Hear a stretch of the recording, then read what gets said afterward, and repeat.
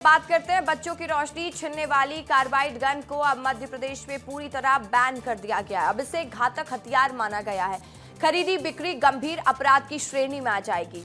प्रदेश में जो भी अवैध कारोबार करता पाया जाएगा तो उसके खिलाफ गैर जमानती गंभीर धाराओं में एफआईआर दर्ज होगी। अपराध साबित होने पर 3 साल से 7 साल तक की सजा हो सकती है।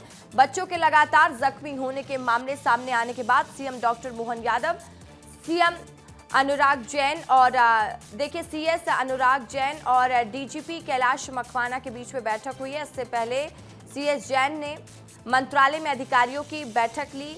सीएम डॉक्टर मोहन यादव शुक्रवार की रात हमीदिया अस्पताल पहुंचे। बच्चों और परिजनों का हालचाल भी उन्होंने जाना था। अफसरों ने कहा कि इलाज में कोई भी कसर नहीं रहनी चाहिए और साथ ही बच्चों को शिफ्ट करने की जरूरत हो तो सीएम ने कहा कि तत्काल प्रभाव से दूसरे अस्पताल शिफ्ट कर दिया जाए। इलाज पर खर्च सरकार देगी। प्रदेश में ऐसे जितने भी बच्चे व प्रभावित हैं उनका ठीक से इलाज होना जरूरी है।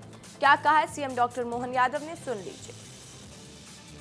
होटल में आया था और जैसा कि हमको मालूम है कि ये जो इस टाइप की गन थी, उस गन को देखने में जब पटाखा नहीं चल रहा था तो कुछ लोगों ने उसमें देखा है, देखने से अंदर से आया, लेकिन उस तरह की स्थिति में से यहाँ अपने भोपाल में 7 लोग बच्चे भर्ती हैं, इसमें से एक बड़े हैं और 5 तो नॉर्मल है, 2 में से उनके भी ऑपरेशन कर दिए हैं। भगवान करेगा तो ठीक रिजल्ट आएगा। सरकार सर सख्त एक्शन ले रही है इसके खिलाफ। ये तो स्वाभाविक है कि हमारा काम है, जहाँ गलती होगी वहाँ हम खड़े हैं और किसी के साथ में भी कोई कठिनाई में सरकार का काम होता है कि उसकी चिंता पाले। मोहन सरकार ने देसी गनों की खरीद बिक्री और उपयोग पर तत्काल रोक लगा दी है। मौत का हथियार मध्य प्रदेश में अब बैन हो चुका है।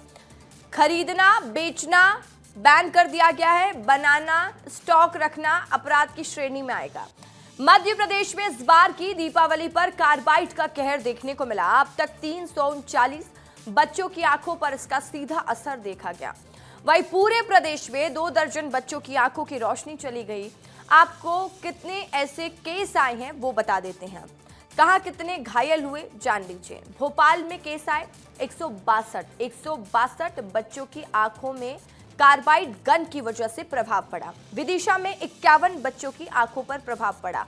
ग्वालियर में 36 केस तो सीहोर में 28, उज्जैन में 15, सागर में 13 केस और साथ ही इंदौर और शिवपुरी में 11 केस सामने आए।